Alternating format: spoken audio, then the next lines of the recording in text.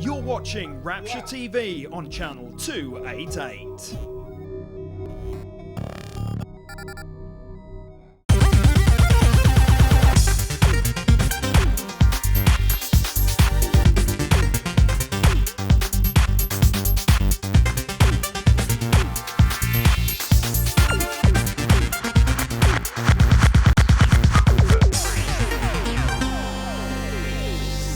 Hi, I'm Kate Heavener. And I'm Matt Cuttle, and welcome to the very first edition of Gamers. We'll be bringing you reviews of all the hottest games, gadgets and hardware. And we'll be interviewing the people that matter and doing stuff that doesn't matter so much with our Gamers guinea pigs. But don't just take our word for it. Here's what's coming up on today's show.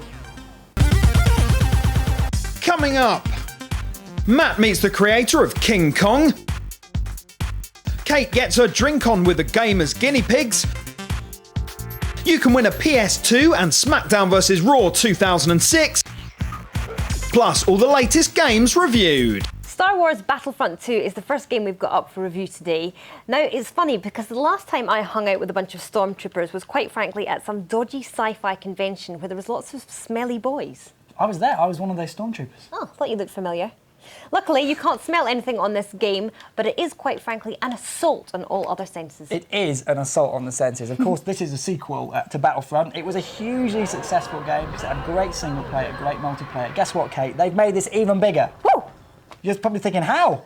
Do you want me to tell you? Go on. All right, listen to this. Okay, not only have you got the on-foot stuff, walking about as a stormtrooper, or many of the other characters in Star Wars, you get to fly around in space in this one. Wicked. Millennium Falcon, I'm here we talking come. Millennium Falcon, TIE Fighters, X-Wings, you can be Han Solo, all those big space battles, you can recreate them right here on this game. Now, I did enjoy this, but I did find it took a little bit of time to get into the main action of things. There is a training mode, Yeah. which you were playing, obviously. It did, but it went on for just absolutely ages. Well, the thing for is me. they just want you to get to grips with it, you know. Yeah. If you do know this game, then you can skip that, luckily, so you can get rid of all that, because training modes can be little bit tedious. boring and tedious, yeah, because you're wandering around. It's like, what are you doing? It's like, I want to get into the action, but you can jump straight into the action if you like. Come and get me. Well, I want to get you. Not get them. That would be weird. But you've also got with this all the Force powers as well. So you know the Jedi? Yes. They've got all the things like Force choke, Darth Vader choking you. You can do that. You can play as Yoda as well. Help me, my son. Very good. You sounded like Fozzie Bear. And of course, you get to use a bigger lightsaber as well. So you get to chop people up with a lightsaber. And it is So size that's that a bit matters, fun. isn't it, Matt? It is size that matters, yes, as all men will say. Now, something else about this was in terms of the actual running about and all that kind of stuff, it took quite a long time to get to grips with the actual motions.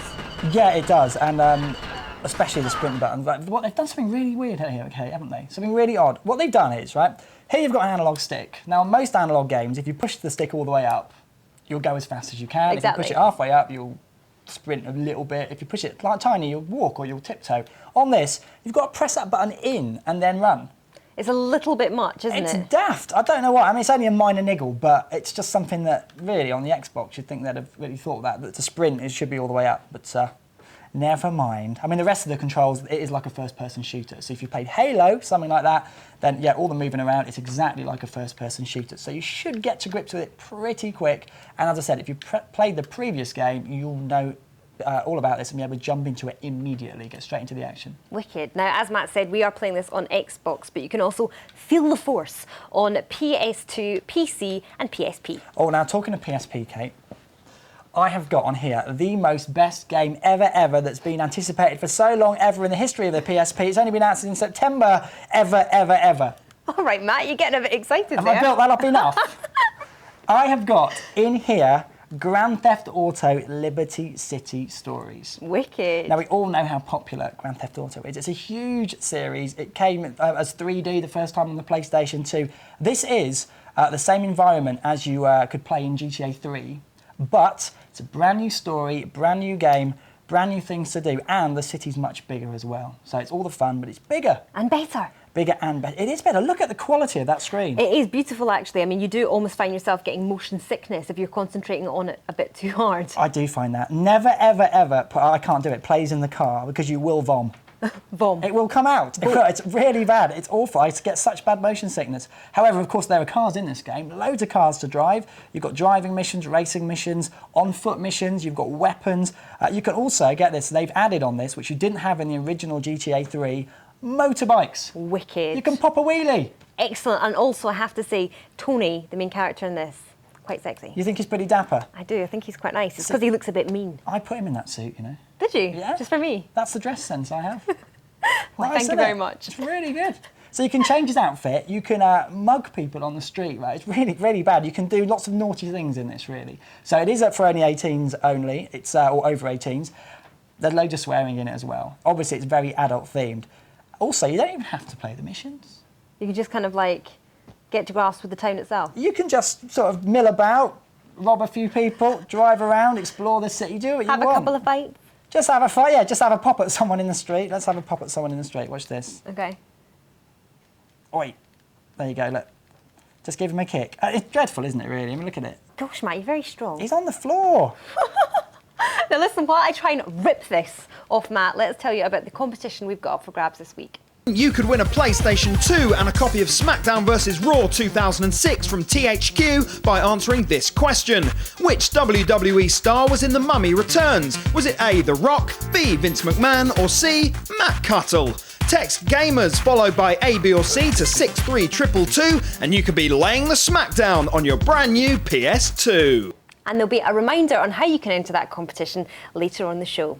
So Matt, what's this I hear about you getting battered at some launch party this week? Well, somebody has to do it, Kate, don't they? It's hard work. It's really hard work, isn't it? I went to a launch party in London. I went to see King Kong, the new game based on the movie of Peter Jackson. And while I was there, I got to chat to Monsieur Michel Ancel. He's the creator of the game. And I started by asking him about the game itself. We've been working for 2 years on this big game to be able to make the people being able to play Kong and to play on the human side too. So when you play King Kong, you play as a human and you play as Kong in the same game. So when you play as Kong, then it's time to destroy everything and to unleash yourself and your fury and things like that. We wanted to be very close to the Kong's myth, you know. In everyone's mind, King Kong is at the top of the Empire State Building. Now, talking about Peter Jackson, he's come a long way since making very cheap horror films when he was in Australia. He's done the Lord of the Rings trilogy. He's now doing King Kong. You've met the man. You work closely with him. What type of a person is he? Yeah, first I would say he's a gamer. You know, of course he's a movie maker, he's a director, movie director. But when he wants to change his mind, he's playing games. You know, he's playing Halo, he's playing games on PlayStation 2, Xbox. We were more talking as gamer each other, you know, more than talking just about movie techniques. We were talking about gameplay and things like that. Michelle, tell us which formats this is coming out on. Yeah, the main format, you'll have PlayStation 2, of course, GameCube, Xbox, the PSP version will come too, and we have a special Xbox 360 version too in development. So incredible graphics and a lot of features. So King Kong's coming out on the PSP. How are you going to fit that massive gorilla in a handheld? We're still working on that, you know, it's quite a big job. So Michelle, I was playing King Kong earlier and I died incredibly quickly. In English, I'd said something not too au fait. Now in French, give me a way of expressing myself that sounds a lot sexier. Ah, zut! Sacré gorille! There you have it, from the man himself. So can you remember how to swear in French then, Matt? No, because it's not big and it's not clever, and hopefully I won't need to swear while we're playing this. Okay, do you like this one? I think it's quite good. It is quite good, yeah. Good old King Kong doing his stuff. Obviously, you've got two modes of play here. You've got the actual walking about as a human, and you've got the being a big gorilla itself, which is all good fun. I'm liking being the gorilla, actually. You were I think playing it's fun. earlier, and Kate was you were smashing the hell out of some big lizards, weren't you? The best movement in this whole thing is when you get to take the jaws apart of Like the that, actual isn't it? dinosaurs. It makes me feel so manly. I love it. I can almost feel the hairs on my chest. Is it good for anger management? I think it is. I like a bit of King Kong rage. King Kong, a big hairy monkey in New York, nowhere to hide. It's all good fun. A little bit like there's a Hulk game that came out actually. You get to destroy everything in this as a big gorilla, and also be a little puny human running about. But you prefer being the monkey, don't you? I do prefer being the monkey. I kind of quite like being a little bit aggressive. Nothing to do with the fact that I'm Glaswegian before anybody says anything. Don't think so. Okay, now Michelle, the guy who you were speaking to, who's the creator of Rayman. Now, did you get to ask him any, insightful or intelligent questions about that incredibly popular series? Oh, as a matter of fact, yes.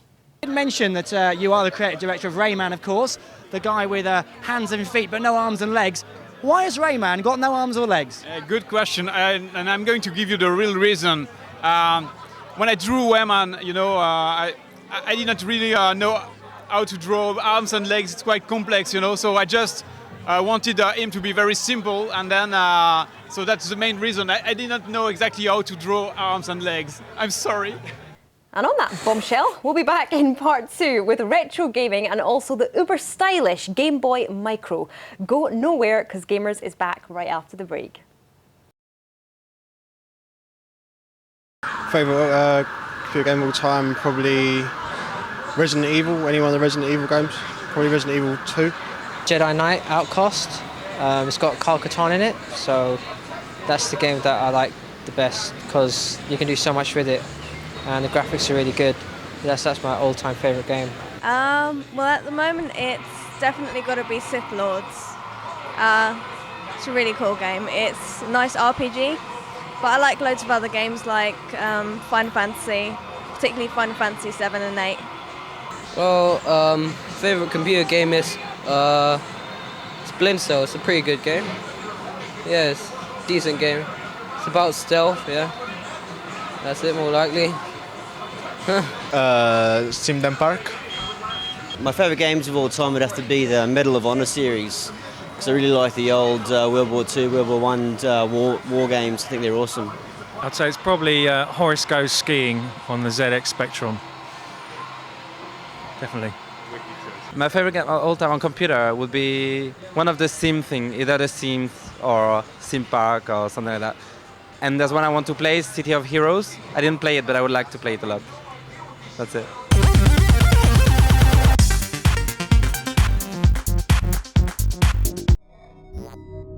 You're watching Rapture TV on channel 288.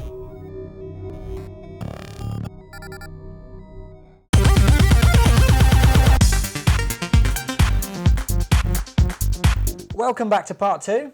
Now, before Matt takes us through the new PS2 game and the gadget, which is Buzz, here's what I got up to a little earlier on in the week. Now, we all enjoy the odd tipple and a late night gaming session, but how much does booze actually affect your gaming skill? Well, that's what we've been pondering all week here in the Gamers Office, and we thought, what the heck? Why not actually find out?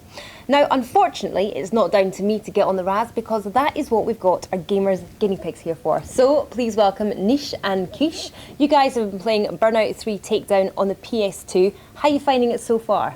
Oh, it's fantastic. Yeah, it's quite good. Fast gaming and stuff like that. It's not bad. Okay, well, let me explain to you how this very highly scientific experiment is going to work. First of all, we're going to find out how you are at playing it completely stone cold sober. So, take it away.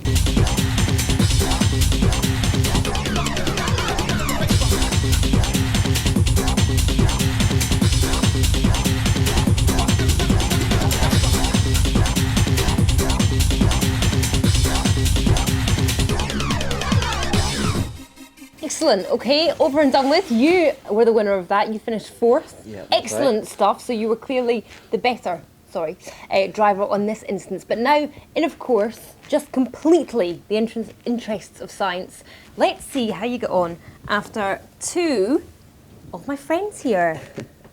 Thanks.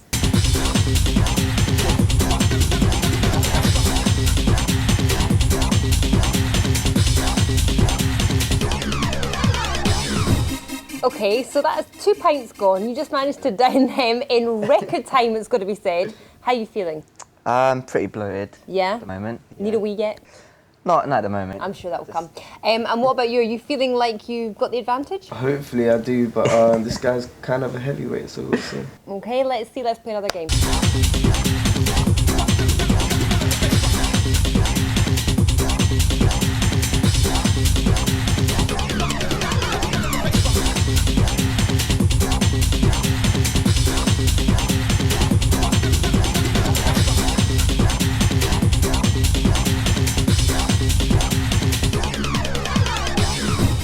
Nish, you did very well there. You came second, which was Yeah, not bad. fantastic. So far in this experiment, it is proving that to be sober, it does give you the better advantage. You also did well. You made it around the course in one piece. That's right. You did have some spectacular moments in the courage. Yeah. Because right up at the beginning of the game, you were second for quite some time, and then you kind of had a terrible disaster happen, didn't you? That's right. Okay, well, let's make this experiment a little bit more interesting now. You've had 2 pints. Let's see what you're like on another 2.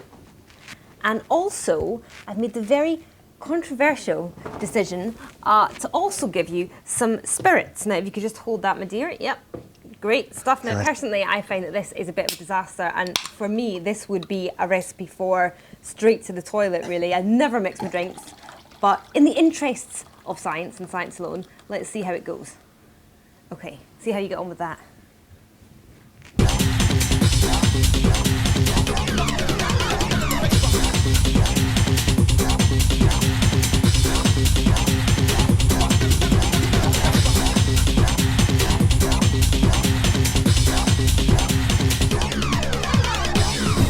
Blumenite, you're not a cheap date, are you? No. You've now had 4 pints and a double dose of spirits. That's right. So we're now going to just see if you can make it round the course in one piece. Hopefully. This should be in the bag, don't you think? I think so. Okay, go for it.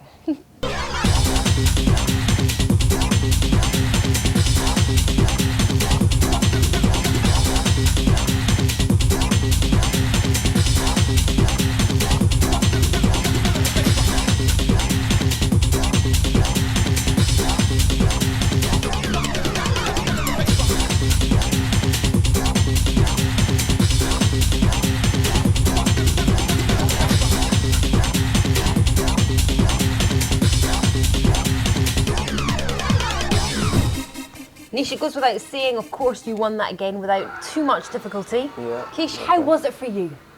A bit hard. I didn't see any cars coming, but actually they were coming. It's fair to front of say my that face. you were pretty awful, really, wasn't it? Yeah.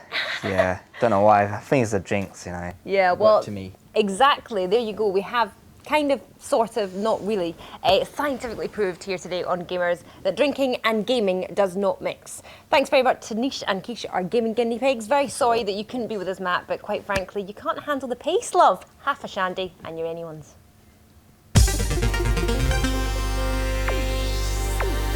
So this week we're going back 10 years. Oh yes, we're going to feel what it's like to be a teenager again because we've got the classic Nintendo 64. It's great, isn't it? Look at it. It's so chunky. You thought the Xbox was chunky. This is smaller, but it's a piece of genius. Isn't We've it? had such a giggle with this, haven't we? Oh, I love it absolutely. And look at the controllers. And the rumble pack, which you have to insert separately. It's like loading a gun, isn't it? You get the rumble pack. This is the separate rumble pack you have to buy, and basically you chuck it in like that, and then listen to this. I'm locked and loaded. It's like loading an Uzi, isn't it? It's like being one of the Three Amigos or something. It's really, really good. And it looks like a spaceship as well, which we love. Now, this had an analog controller on it, which at the time was pretty special. Yeah, it just doesn't seem to be so glamorous and high-tech now, does it? It's not. It's really like fiddly. But mind you, we did get this off a well-known website. So therefore, this is second-hand. So maybe someone, I don't know, abused the controller. I'm not sure how, but... Let's not inquire too much. No, should we go on to the games? Now, we got 2 games of this, didn't we? We got James Bond. GoldenEye 64, yes. And we also got Mario 64. Now, I don't know if you played GoldenEye the first time around, but it's an absolute classic. It's fantastic, actually. Something that did shock me a little bit is that the quality of this is still really quite good. It is, isn't it? It always looks a little bit muddy, I thought, but that's how they made the graphics look so sort of smooth. But the first level on this, especially if you've ever seen GoldenEye when you're actually in the facility, it's an exact replica. You walk around and you actually, when you watch the film, you start off in the toilets. Every good game has a good toilet in it. Then you walk around the facility and you actually have to do everything you did in the movie. One of the best film licenses ever made still. You're getting quite excited about it, saying, oh, it really does look like the characters, doesn't it? Yeah, I thought that at the time. Looking at it now, actually, they look a little bit funny, don't they? They look like rag dolls, but let's have some of that. And when you shot the guys, you can shoot their hats off as well and things like that. So they actually respond. If you shoot them in the leg, they go, oh, my leg. They don't say, my leg, like that in a sort of weird northern accent. But, camp way. Yeah, in a weird sort of northern camp way. They actually, die horribly, which is great. All easily good. entertained, don't you, Matt? Very easily entertained, which is also why I like Mario 64 as well that came. Look at the cartridge as well. Huge.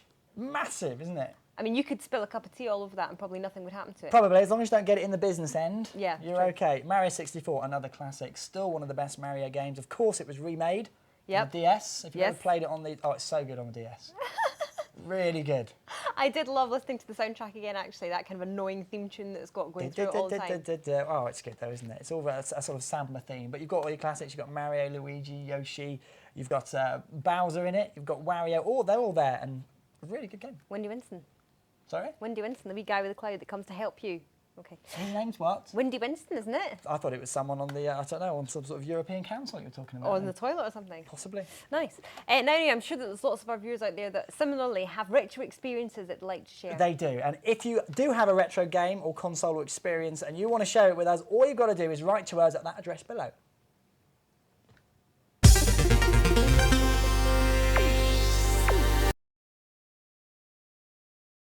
The first game I ever played was, I think, Mario on the Super Nintendo, not Super Nintendo, on the Nintendo. First one. Ooh, the first game I ever played was, I think it was something on the Atari 2600. It was actually Pac-Man. So yeah, that's the first game I ever played. God, I don't remember. I think it was Bubble Bubble on the Commodore 64. Well, it's one of the earliest games that I played anyway. Yeah, the first game I ever played was like Street Fighter on the NES thing, the NES console. Yeah, that's decent as well. It's pretty good. Sonic the Hedgehog from Mega Drive. My first game ever, I think, would have to be on the Atari, maybe Pitfall or something, I think, when I was a little kid growing up. Horace Goes Skiing. The first game I ever played is Alex Kidd on Mega Drive, and I loved it. That's it. In the studio this week, we've got the brand new Game Boy Micro. Now, I don't know about you, but personally, I think that this is a pretty beautiful looking piece of machinery. It's absolutely tiny, and in many ways, it reminds you more of some of the mobile phones that they've brought out recently. It's very convenient if you've got quite small hands, or if you're a girl, because all the buttons are just exactly right where you need them. Do you like it, Matt? I really like it. You're right. If this was a mobile phone, it would beat the N-Gage hands down, because not only is it a proven good console, the Game Boy Advance, if you could speak to your mates with it, it'd be awesome. The only thing I would say about it is I think that the screen could be a little bit bigger and the buttons could be a little bit smaller. And also, it's so lightweight, I'd be a little bit concerned about losing it somewhere. Yeah, you could possibly lose it somewhere. Unlike this next game, check this out. This is Buzz. You get the game and you get the controllers package with it. Look at that. And it's bound to cause or maybe stop family arguments this Christmas, most surely. Now, there have been other games that come out on the PS2. There's been Who Wants to Be a Millionaire? There's been The Weakest Link. Goodbye. Are you the weakest link? I am. But with that, the problem is you have to pass the controller around all the time. With this, you get these controllers, you get up to 4 controllers, and it's a music quiz. So there's thousands of music tracks, thousands of questions, and of course, you've got Buzz, the flip-top-headed character that actually sort of hosts the quiz show. It is very entertaining, just actually choosing what buzz you want, what buzz noise you want to be whenever you answer the questions. You've got loads, haven't you? You've got like an evil laugh, a cow mooing. Foghorn. A foghorn. Is that what you've got? A Yeah. foghorn. I've got an evil laugh. And you can choose your character as well. There's loads of crazy characters. You've got one with very big hips. Massive hips, a bit like me. I think that's why I chose her, really. Mine's got a little beard like me as well, and red hair, but I don't have red hair. It's got to be said, your one is quite camp when you get a question right. Whatever. There's a lot of jumping up in the air and all that kind of stuff. Whatever. Now listen, while I carry on whipping Matt's butt at this, it's time to remind you about the competition we've got up for grabs this week. Don't forget to win this week's prize of a brand new PlayStation 2 and a copy of SmackDown vs. Raw 2006. Just tell us which WWE star was in The Mummy Returns. Was it A, The Rock, B, Vince McMahon, or C, Matt Cuttle? Text GAMERS followed by A, B or C to 63222. Good luck. I am loving this. I think this is my favourite game this week. It's really good, isn't it? We're going to keep on playing, but if you've got any hot game tips or any retro game recommendations, then do jump on the website and let us know. We'll see you next time. Bye.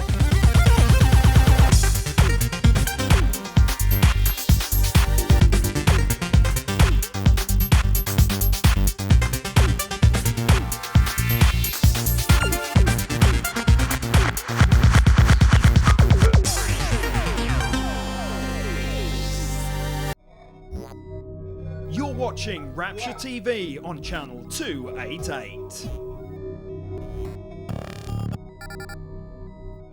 Action.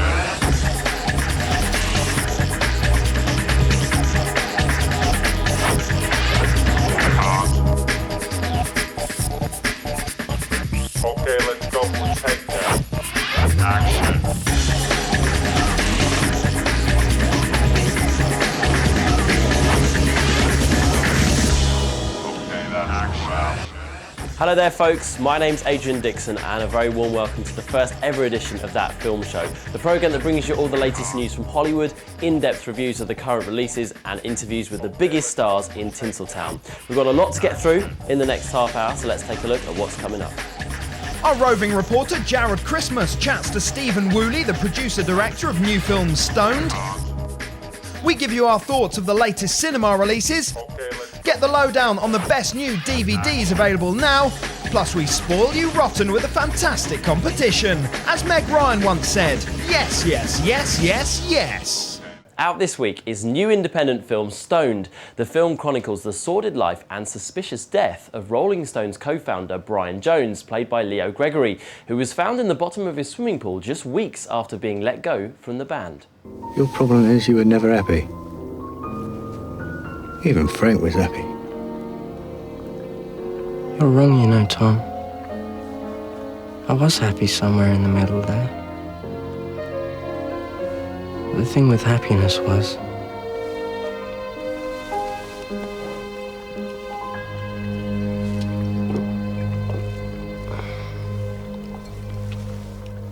it was boring.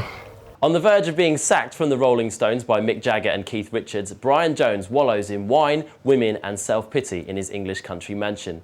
The cast includes the brilliant Paddy Considine, who plays Frank Thorogood, Brian's labourer who finds himself trying to keep Brian on the straight and narrow. However, when he's dropped from the group, it's simply the beginning of the end. Stoned is clearly a labour of love for producer-director Stephen Woolley. He's been developing the project for the last decade and it really shows. The script went through a series of rewrites and the finished version, penned by James Bond scribes Neil Purvis and Robert Wade, is more a homage to trippy's 60s cinema than a straight rock star biopic. The direction and production design of the film is superb and really captures the style of the times. While looking rather messy, this film is incredibly watchable. This hedonistic roller coaster ride that is Brian Jones's life is a fascinating true story, the self-destruction of the man responsible for one of the greatest rock and roll bands ever. Our main man, Jared Christmas, caught up with the producer-director, Stephen Woolley. And it almost felt like it was a film that could have been made in the 60s, you know, how you shot it and the Well, we tried to do that, and it's very kind of you to say that. We used different film stocks that were available at that time, Super 8 and 16mm. We used reversal stock, which was used at the time. We used 60s cameras. Yeah. We found a bunch of old cameras and we used Bolex and 8mm. It was, we tried to shoot it in, you know, different tiny little different parts of the film, shot as if they were shot at the time. And certainly with the costumes, we were very slavish about trying to get them right, because one of the other things about the 60s is that it was the most recorded era as well. Yeah, I mean, yeah. There is many books written about the Rolling Stones, yeah, and the 60s. I mean, we could fill this room with them, you know. Yeah. So, you know, because it's so well recorded, we knew we had to be quite meticulous with the detail of the costume. There's probably a lot more pressure directing as well, isn't there, from going from producing and then actually stepping into the control? Yeah, sort of. Not really, it's also quite liberating. Yeah.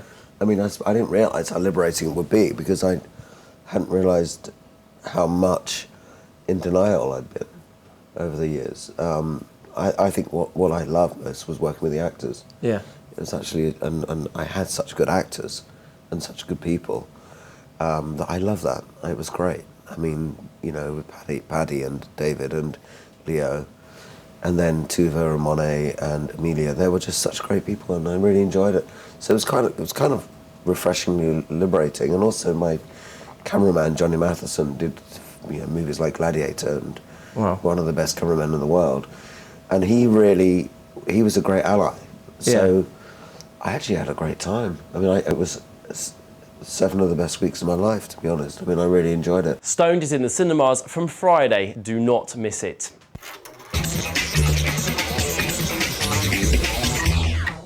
The acclaimed writer of 2002's Gosford Park and former actor Julian Fellowes this week brings us his directorial debut, Separate Lies. The film stars the ever-reliable Tom Wilkinson, who plays solicitor James Manning.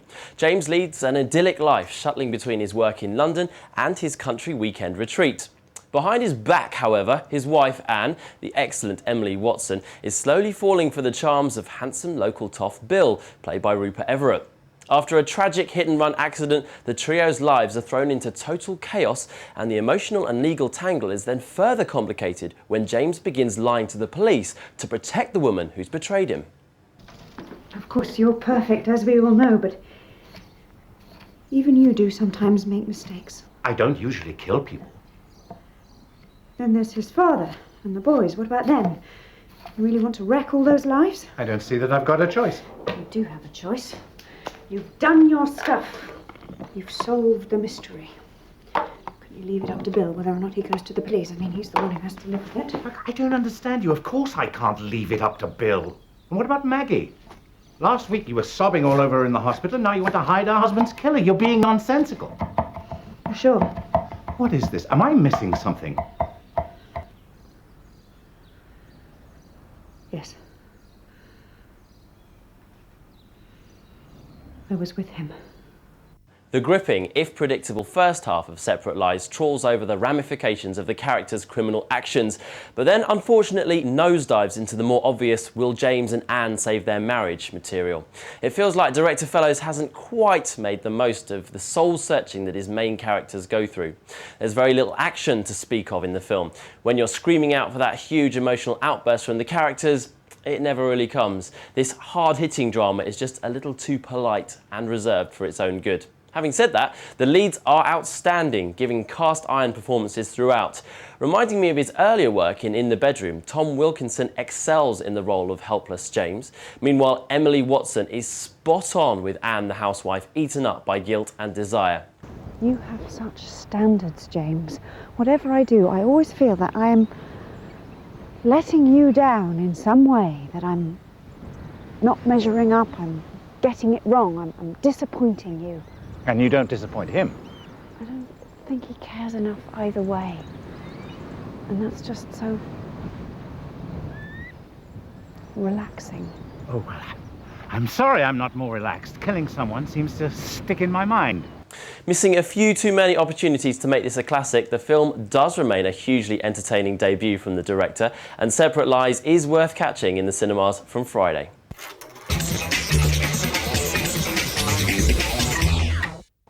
Also out this week is the hotly anticipated fourth instalment in the Harry Potter series, Harry Potter and the Goblet of Fire. Only one wins eternal glory. People die in this tournament. I didn't ask for this to happen. I don't want eternal glory. I'm scared for you. I'm not ready for this. You don't have a choice. In this instalment, the pupils of Hogwarts School welcome students from across the wizarding world to compete in the famous but rarely held Tri-Wizard tournament. The young wizards have to compete in 3 tasks. One fighting dragons, the second rescuing friends underwater, and the third a strange maze which possesses those who enter it. Cedric Diggory and Harry emerge as winners, but their triumph leads them face to face with Lord Voldemort and Harry's biggest challenge yet. Excellent! We now have our 3 champions. But in the end, only one will go down in history.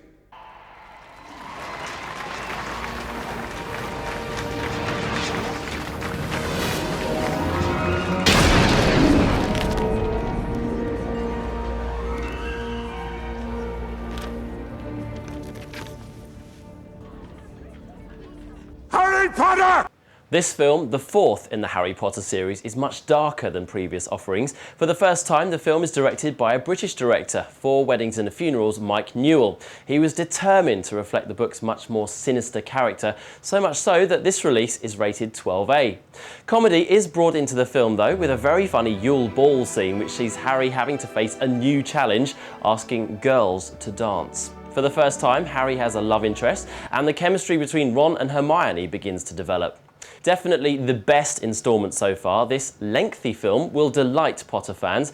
The special effects are amazing, especially the opening scene at the Quidditch World Cup. But this time the film is not dependent on its graphics, it's much more focused on the human drama. This is bound to be a huge holiday favourite and another triumph for a franchise that looks set to run and run. Okay, now it's time for this week's competition.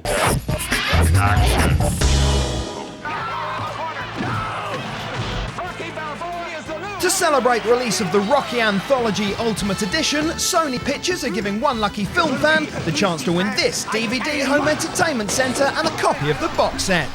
To begin with the chance of winning this knockout prize, just answer this simple question. In Rocky 3, which muscle-bound TV star was Rocky's opponent? Was it A, Mr. T, B, David Hasselhoff, or C, Ruth Maddock? Just lace up your boots, put on your gloves, and text TFS and A, B or C to 63222. 6 runners-up will receive a copy of the Rocky box set. What a fantastic prize. We're just too good to you. So get your text coming in, and here's what's still to come on today's programme. Still to come on That Film Show. Massive icebergs, alien invasions and Father Christmas head up our DVD reviews. Jared catches up with Steven Spielberg's mastermind special effects wizard. Plus we get your thoughts on Ralph Fiennes' latest picture, The Constant Gardener. All that's still to come. What a show. Make sure you join us after the break. Until then, here's a little something to get your brain working. It's True Lies. Can you work out which one of these Tinseltown tales is true and which ones are lies? A. Harry Potter's Daniel Radcliffe has adopted an owl. B. As a child, Jim Carrey wore his tap shoes to bed in case his parents needed cheering up in the middle of the night. Or C. Danny DeVito runs 4 marathons a year. Find out which one is true after the break.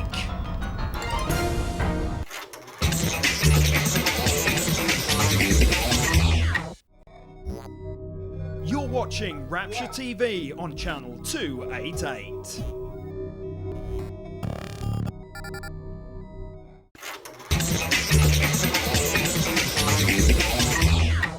Before the break, we asked you which of the following was true. A. Harry Potter's Daniel Radcliffe has adopted an owl. B. As a child, Jim Carrey wore his tap shoes to bed in case his parents needed cheering up in the middle of the night. Or C. Danny DeVito runs 4 marathons a year. The truth, believe it or not, is B. Jim Carrey wore his tap shoes to bed. No, Danny DeVito does not run 4 marathons a year, although I think he does enjoy the odd Snickers. It's now time to take a look at our pick of the best DVDs available in the shops this week. And what better way to kick off than the re-release of an absolute classic? In stores now is a 4-disc special edition of the most successful movie of all time, the winner of 11 Oscars, the film that catapulted its leading couple into A-list status, the most expensive movie ever made, the budget being an incredible $200 million. No, I'm not talking about Bulletproof Monk. It is, of course, Titanic. Yes, we all know the ending. Yes, the script is covered in melted cheese, but whether you loved it or hated it, you simply can't deny that director James Cameron delivered an astounding, heart-pounding visual feast of a movie. Let's take a look.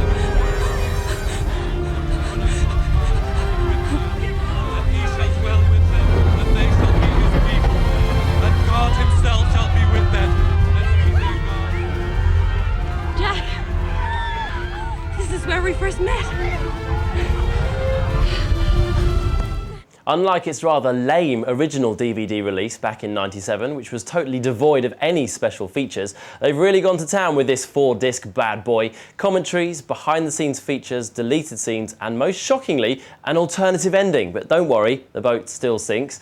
And speaking of sinking, the DVD also includes that Celine Dion music video. Excellent. Boasting all these brand new extras that'll give you a real insight into the hell that was Titanic's production, I'd say it's definitely one for the collection. Both the 2-disc and the 4-disc definitive editions are available now.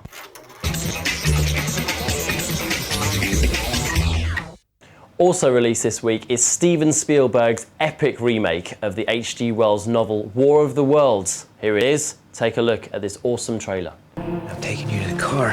You're gonna want to look around. But you're not going to, are you?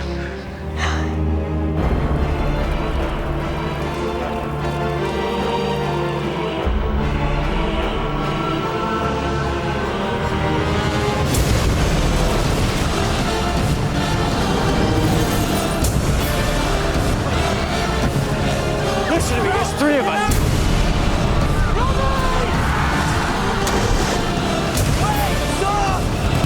There's nothing living in that direction! They've been planning this for 1,000,000 years. And these are only the first. They'll keep coming. Am I ever gonna see Mom again in my life? Where's my son? I know you want to fight. I know it seems like you have to, but you don't. You don't! This is not a war. This is an extermination.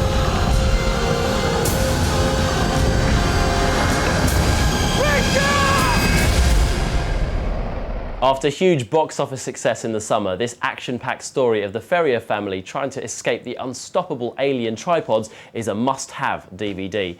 It marks the return of Spielberg doing what he does best: big-scale summer blockbusters with heart. And seeing 9-year-old Dakota Fanning, who plays Tom Cruise's daughter, act the Hollywood A-lister off the screen is a real treat. The set pieces and special effects are quite literally out of this world, and although the world's most famous director is notorious for his quick shoots, it's amazing to think that he shot this epic in only 2 months. We sent Jared out this week to meet the mastermind special effects wizard for War of the Worlds. Here's Pablo Hellman telling us about his work on the film. Are you able to explain to us just quickly the process that you undertook during War of the Worlds to get it from the idea to what we've seen on the screens? This is a science fiction film, so you will know that there are visual effects there, but you won't know exactly how we did them.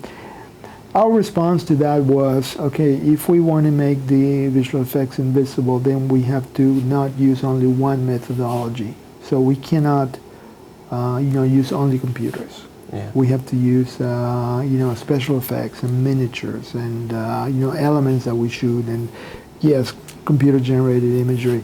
But it was going to be a combination of things. Cool. You've got some effects on the old TV there. Do you mind running through some of them? I think this is a pretty good example of a methodology to shoot this film. I mean, we decided to go into a location and not have much there, not have any blue screen or anything like that, but just to mark the street with yellow cones. Yeah. And that will tell the actors, Tom Cruise, where the reef was going to be on the pavement. And then what we do is we very quickly render a computer crack in there, and that tells the director how fast this is going, how big it is. And obviously Steven wanted something that was bigger than that, based on artwork that we had done. So this is a kind of a bigger crack that we had generated, but then this is actually the way it looked in the movie. So we have the crack in there, but we've added dust and smoke and dirt, a bunch of different things. More details of the post-production, the shoot itself and the original novel can be found on the Double Disc special features. The set also includes a making-of documentary and interviews with Steven and the entire cast. So if you like your action with a bit of backbone and you're a fan of Jaws, Indiana Jones, Close Encounters, that sort of thing, this DVD is a must-have. Alright, finally out this week is last year's Super Smash Christmas flick, Bad Santa.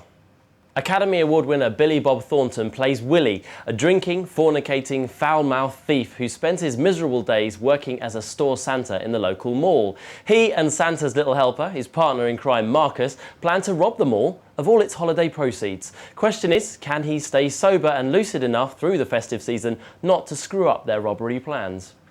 He's coming, guys. Santa will be here real soon.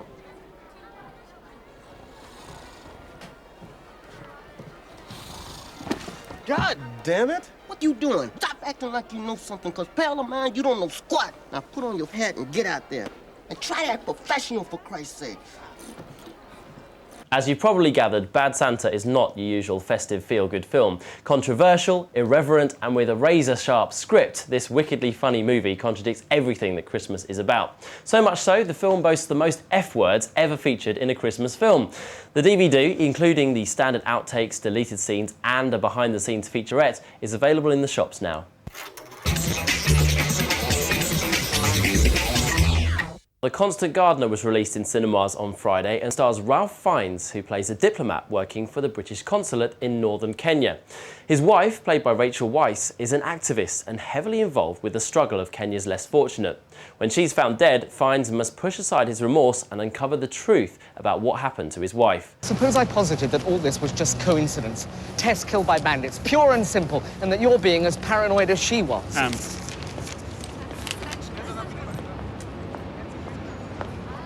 Thanks for trying, Ham. I I have to finish what she started. Oh, look, I've got the address of Aunt Claudia, the old bat in Rome. If you need to contact me, you better do it through her. She adored Tess. I failed her, Ham. I lost my faith in her. No, she forgives you. She loved you rotten too, you know. You think? Oh, yeah.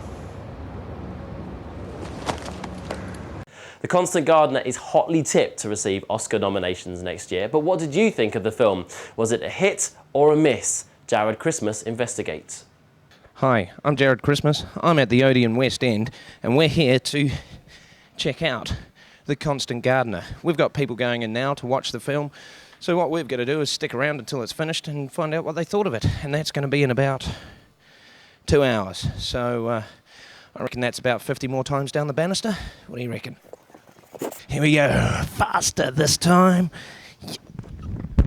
Oh, call an ambulance. What did you think? Well, it was very, very good. It was beautiful photography. The storying is very gripping. Yeah. Pretty full on. Did you cry? A lot, actually, a lot. About 6 times. No. You're a man. I like that about you. Ralph Fiennes, what did you think of him? I think it was good. He's great. Yeah, the guy's awesome. Do you think he should get an Oscar nomination for it? He certainly should. It was very, very well acted. Did you have popcorn? Yeah, salted. Never had it before. Ooh. You've never had salted before? I hope you had a drink. Water. Yes. Is this relevant? Not at all. Well, the people have spoken. It's an 8 out of 10. And that's a pretty good rating. And in my books, that's a Constant Gardener. What are you doing? I've got rights. Call my mum. Looks like The Constant Gardener is well worth a look. Now, don't forget this week's competition. If you'd like to get your hands on a DVD entertainment system and the Rocky Anthology on DVD, just answer this question. In Rocky 3, which muscle-bound TV star was Rocky's opponent? Was it A, Mr. T, B, David Hasselhoff, or C, Ruth Maddock? Just text TFS and A, B or C to 63222, and remember, 6 runners-up will receive a copy of the Rocky box set. That's all we got time for today, but playing us out is a very exciting sneak peek at the trailer for Flight Plan, starring Jodie Foster. Has she lost her daughter on the plane, or is it all in her head? We'll be telling you more about the film next time, but right now, here's a little taster. See you next week. I'm sorry, but I don't think that she's here. What? Ma'am, we don't have any record of your daughter ever having been on board. I put her in the seat next to me, 26A. 26A is unoccupied. Her backpack's missing. Somebody has her. Captain, I have to speak to you! Get every passenger seated. Open every closet, every bin. She's disturbed. She's making the passengers anxious. You've got to search the holds now! Every one of my flight attendants are looking for a child that none of them believe was ever on board. Who's she talking to? We're not going to discuss this in the middle of the carriage. Where's my daughter? Where is she? Where is she? According to the director at the morgue, your daughter died 6 days ago. What? Air Marshal is going to escort you back to your seat. You know she's alive. You know she's on this plane. Why didn't anybody see her? I don't know.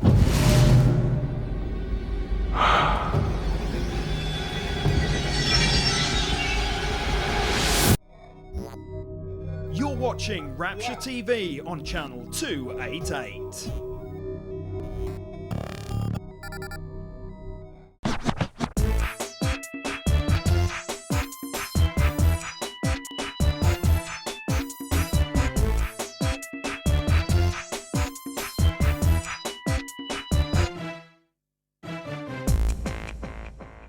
Hi, I'm Steve Sutherland and welcome to the very first Groove TV.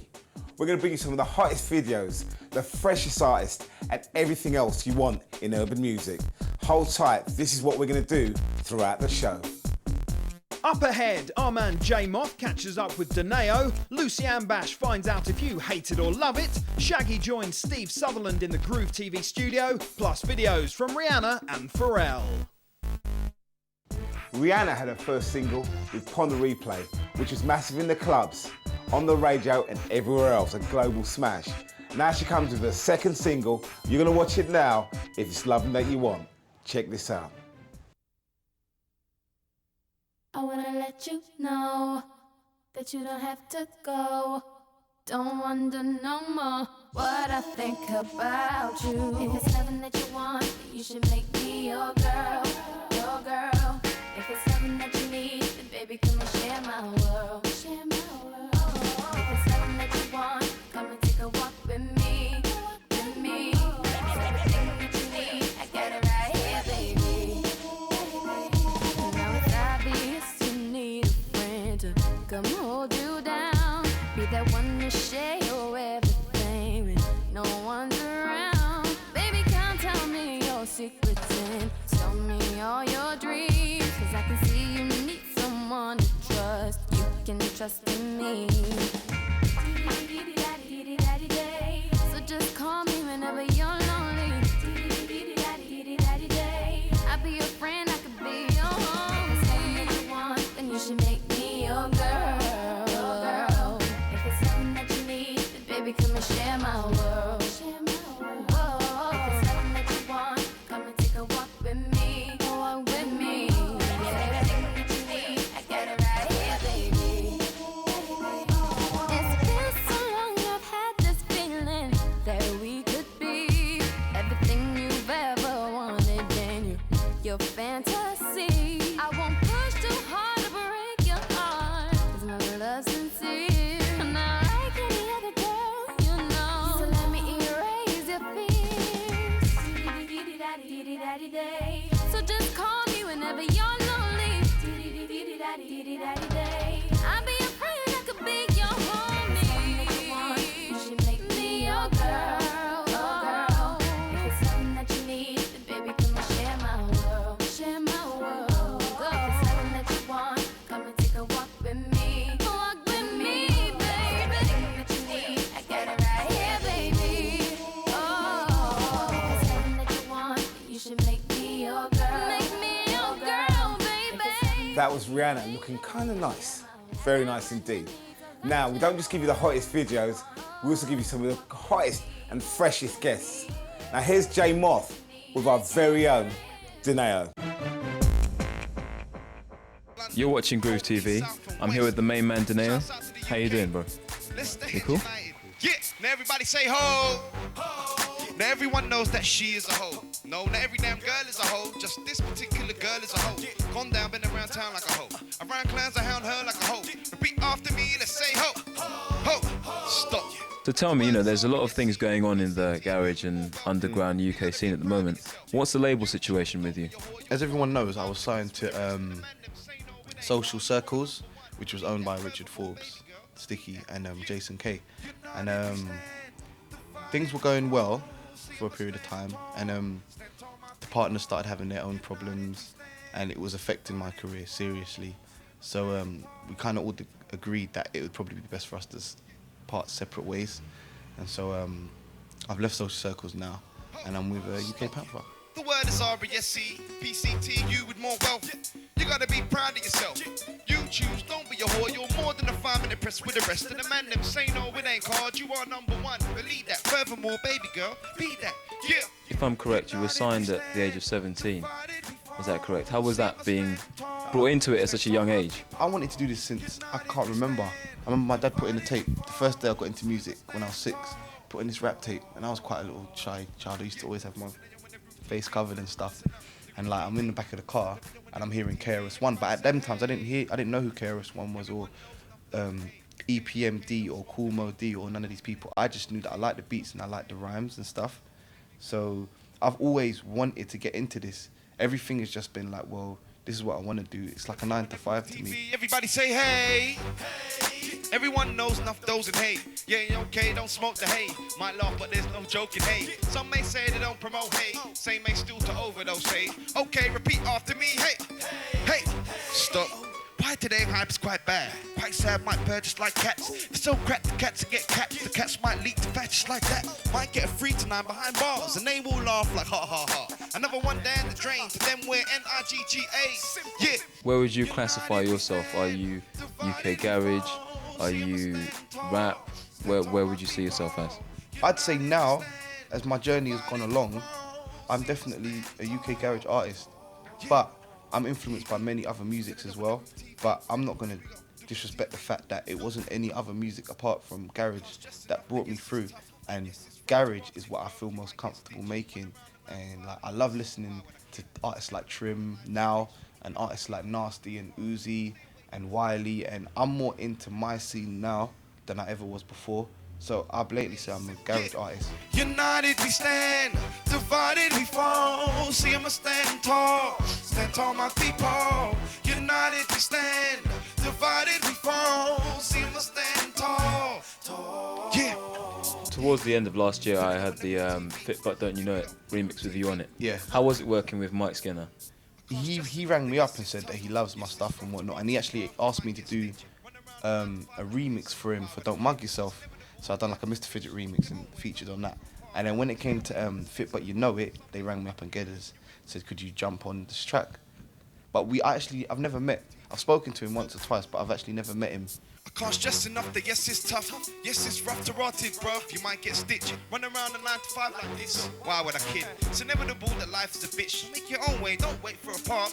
Stay away from the snakes in the grass. Some mates will stick a knife in your ribs. I stay inside writing the hits so I can grow old with a wife and a kid. Why would I kid? I want to rise above the lies and the fibs and live righteous, right daily. And maybe I might get paid in the way that's meant for me.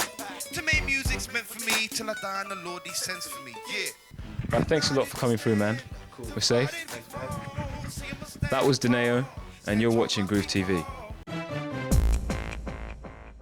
I'm going to play you now one of the hottest videos around with my very own Pharrell. Now, he's my mate, but I want to know if I can get into his phone book and find out one of his girlfriend's phone numbers. Anyhow, here's his hot new video. Can I have it like that? Come on, Pharrell, give me some.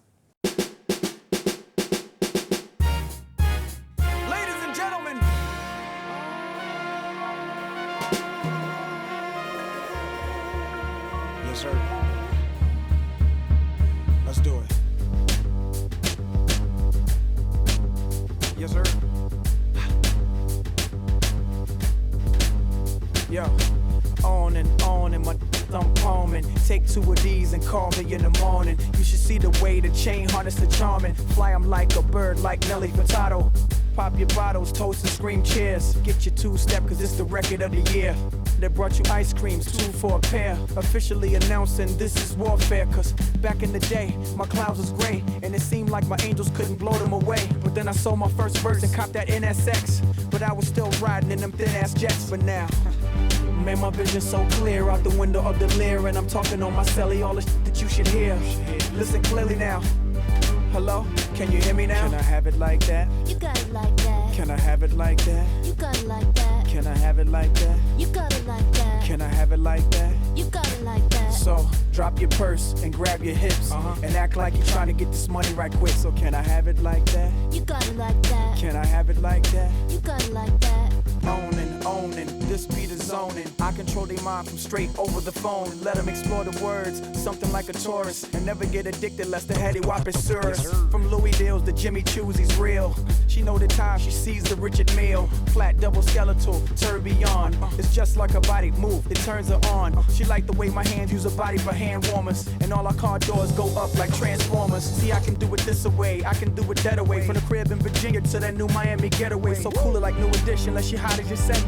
I get it, okay, let it boil away. But please run along, cause ladies is feeling wrong. And I got something right for them right after this song. My name is Kate Boy P. Ladies and gentlemen.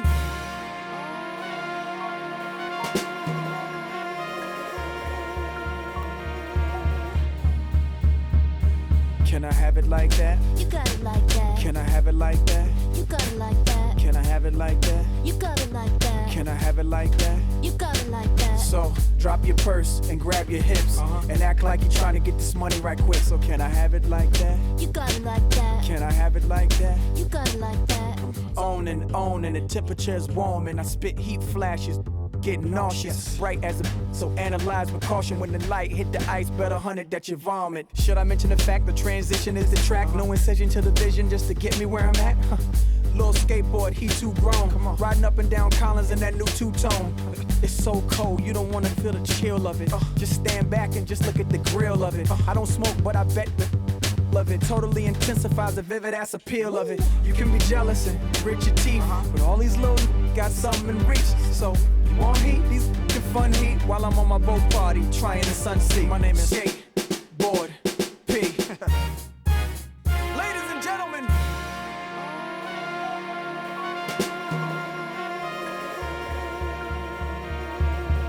Okay, it's almost the end of part 1.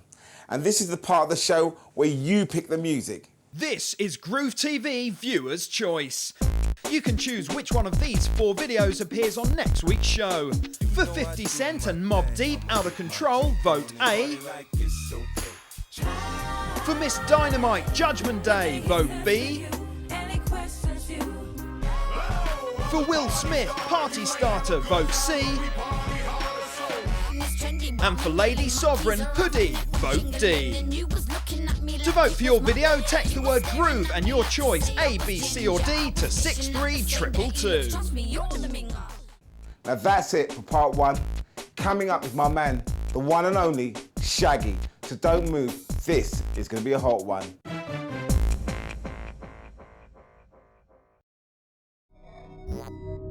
You're watching Rapture TV on channel 288.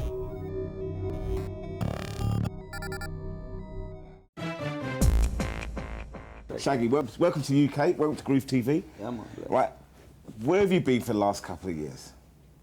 Just touring and just kind of doing my best to perfect this album.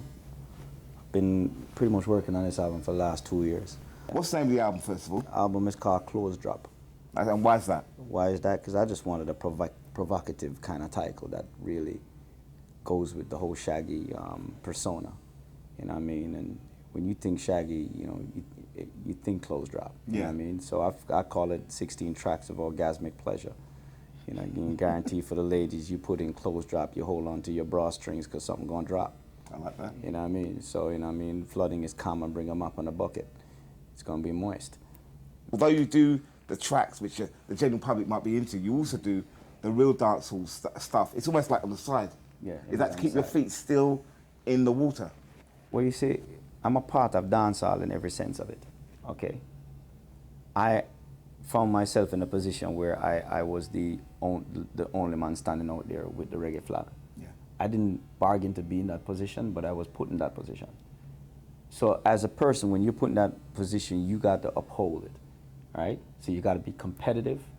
You got to go up there and represent it. If I'm sitting in an interview with somebody and somebody there, first of all, when you start talking with a certain Jamaican accent, right, people automatically think, say, you're illiterate. Yeah. I have somebody come to me and ask me if they can contact me, and I tell them I'll give them my email address, and they ask me if I have computer in Jamaica, which to me was ignorant.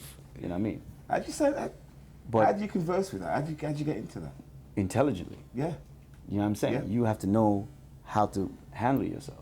So when you can go up on a program like The Word, because right after Shabba's little fiasco with them, they put me dead straight on The Word the following week and had a transvestite and a homosexual guy beside me. And both of them are threw all the feather and a lick me. And asking me a question since I was in the military, how do I feel about gays in the military? And you have to basically be as clever enough to say that if I have to die for my country, I don't see why they shouldn't die for theirs. Let's talk about the single. Mm-hmm. In fact, no, let's talk about the album and then we can go to the single. Okay. Right. The name of the album is again? Close Drop. Right, Close Drop. It's going to be in the stores very, very soon. Absolutely. Now, who worked with you on that album? Sly and Robbie. Legends. Great legends. I've worked with them from before because they, you know, sometimes they do some work out of my studio. So these are people that I have been around with for quite some time, and I know them. You know what I mean? So to sit down and collaborate on a track with them wasn't hard. We collaborate on more than one track anyway. You know what I mean? This just happened to be one of them that we put out. Soul Shock and Calling, you know, was a thing that was brought to me by the record company. It wasn't really my idea, so I'm not going to sit here and take credit for that. Mm-hmm. But the minute I heard the track and the song, I thought it was an amazing song, and I knew what I could do to it, and I went ahead and I shaggitized it. You know what I mean? This is featured Nicole from the Pussycat Dolls. Okay. And this was done before she even blew up with this song she has now. So hey, Just make sure people don't think it's a wagon because you blow up, right? What would you like to say to your fans like that? Well, you know, when I look at my fans, you know, I mean, there's people who are reggae fans and there's people who are Shaggy fans. You know, I mean, it's really two different type of fans. When people come to see Shaggy, them come to see Shaggy and hear Shaggy songs. You know what I mean? So for those people, I'd like to say, just much respect over the year. Then my reggae fans, I thank them for keeping me grounded. You know what I mean? For my naysayers, who basically keep me on the grind because, you know, I'm a competitive person and I always want to prove them wrong, and I've done it so far every time. When Virgin dropped me, I got the bubblegum effect where they chew you up, the juice done, spit him out. Let's sign the new, whosoever have let's sign the new flavor. Who's the new flavor? Beanie Man. Let's sign Beanie Man, right. Yeah. But out of nowhere, I came back. I made them look stupid. It's consistency, I think, is your thing. That is consistency. Right. So, you know, I mean, I have that under my belt. What I have under my belt is something that documented. I am the biggest selling Caribbean artist of all time. This is not something I make up. Yeah. You know what I mean? I have more chart success than any other Caribbean artist, period. You know what I mean? I have sold more copies on any one recording than any other Caribbean artist, period. Okay? Not many can say that. No, not at all. I mean, and this is documented on record. I don't have to make this up. You know what I mean? So at the end of the day, if you want to dance from what I've done, what it is, it's documented. You know what I mean? Whether you want to mention it or not. Okay. You know Well, what I I'm mean? definitely going to do that when I do my show. Definitely I'm going to rinse it out. Yeah. Shaggy, thanks for coming in. My Thank you very pleasure, much. man. It's been Groove TV. My name's Steve Sutherland, and this has been a hot one. And it's got good taste in trainers too.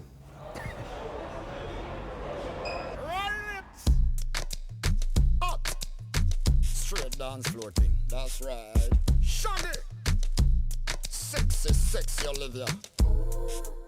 Some I love them, some I love them. Woman, I'ma jump on them and I'ma rub them. Some I love them, some I love them. Woman, I'ma jump on them and I'ma rub them. Some I love them, some I love them. Woman, I'ma jump on them and I'ma rub them. Some I love them, some I love them. They know me as the Rama, no run fi fling me hammer. Don't see it on your face, you love the lover, Rama Jama. The undisputed slammer, no know me as no Nama. Your baby mother call me name, she slammer. Y'all listen to me flow, fling me up and give me yo. Tell your friend them how we go, hold me up on your toe. She said she love the brother, she feel it and she bladder. Me like her up and make she glow. Now let me see you get wild tonight. Baby, shake your body, let me hold on tight. Now let me see you get wild tonight. Run me up like this till the end of the night. Now let me see you get wild tonight. Baby, shake your body, let me hold on tight. Now let me see you get wild tonight. Run me up like this till the end of the night. Some I love them, some I love them. Woman, I'ma jump on them and I'ma rub them. Some I love them, some I love them. Woman, I'ma jump on them and I'ma rub them. Some I love them, some I love them. Woman, I'ma jump on them and I'ma rub them. Some I love them, some I love them. Them know me as a thriller, me catch on a me villa. Come in around fi show the girl face down in a me pillar. The hooky chooky killer, don't know say that me skiller. Than any man we understood about a Chinese liquor. Them looking at me face, feel emotion on me waist. How much woman me go lace when me get them na me place. Until me dead me stiller, I know man always villa. Pick up the woman them case. Now let me see you get wild tonight. Baby, we can get wild. Baby, shake your body, let me hold on tight. Now let me see you get wild tonight. Run me up like this till the end of the night. Love, y'all, that's right. Now let me see you get wild tonight. Baby, shake your body, let me hold on tight. Let me see you get wild tonight. Now run me up like this till the end of the night. When me a bubble, everything I be right. Put me on round, she waist me up, you got up tight. We just put on the wine, straight through the night. Sweet rubber dubber, girl, you feel the flashlight. You want it proper, better know. Bend down the girl, and make me wine on you slow. Real exhibition, this let's put on the show. Woman, below you feel my passion, how it grows. Hope you enjoyed that. That was my man Shaggy telling us all about his life, his music, and everything else. But next is my girl Lucy Ambash with Hate It or Love It when she hits the streets of the UK. Watch this. Hello, my name is Lucy Ambash, and it's this time in the show right now where all you vinyl junkies need to cover your eyes because it's time for Hate It or Love It.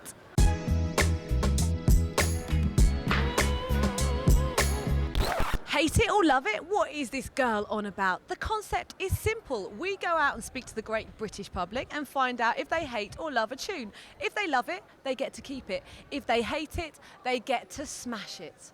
And this week, under our musical microscope, is the Pussycat Dolls. Okay, I have to take precautions. I'm with South Londoners. You're going to be nice to me, boys. Of course we are. Yeah. You mean that? Yeah, of course. What are your names? Damien. Neil. Neil. Okay. Hate it, love it. You know the concept? I'm guessing so, yeah. Okay, I'm going to play you a tune. You've got to tell me if you hate it or if you love it. Should we go?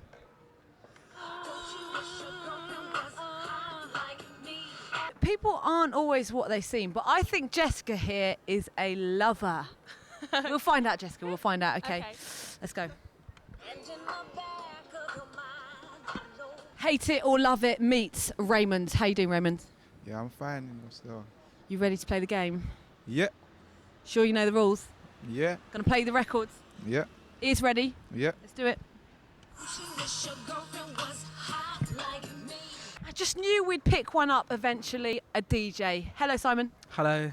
How are you? I'm alright, how are you? What's your music? I mix a little bit of everything, hip-hop, R&B, drum and bass, funky house, old school garage. Oh my gosh, the whole lot. Okay, you know how Hate It or Love It works. Yeah. I'm going to play you this song. Right.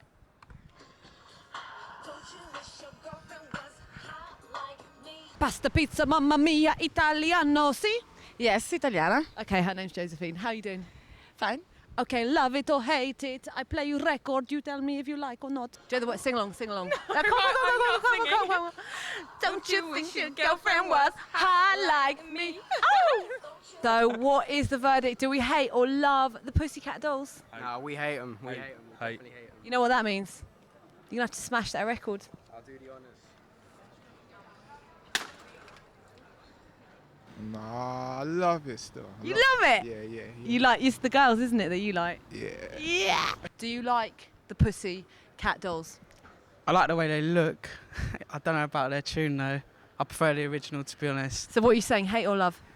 Hate it, unfortunately. Oh my gosh, you have to smash the record up. Brilliant. Oh yes, go on then, I'll hold it. Oh! Hate. You hate it? Oh, yeah. Italian hate, that means you have to smash it. Yes, you smash it. Come on, put it on the floor. I'm definitely a lover. You're a lover! I knew it. You get to keep the record. Oh, lover. It's a very sad day on Groove TV. What is wrong with you people? We went out to the street to find out what the great British public think of the Pussycat Dolls. Hate it, love it. You hate it. What is wrong with you? Personally, I love Pussycat Dolls. But whatever to you. Okay, that's almost it for the very first Groove TV. But before we go today, don't forget to vote for one of the tracks which can be played next week. Here's a reminder of how to vote. To vote for one of these videos to play in next week's show, text the word Groove and your vote A, B, C or D to 63222. For 50 Cent and Mobb Deep Out of Control, vote A. For Miss Dynamite Judgment Day, vote B. For Will Smith Party Starter, vote C. And for Lady Sovereign Hoodie, vote D. And tune in next week to see if your selection gets played. I'm Steve Sutherland, you've been watching Groove TV, and we're going to see you next week. Peace.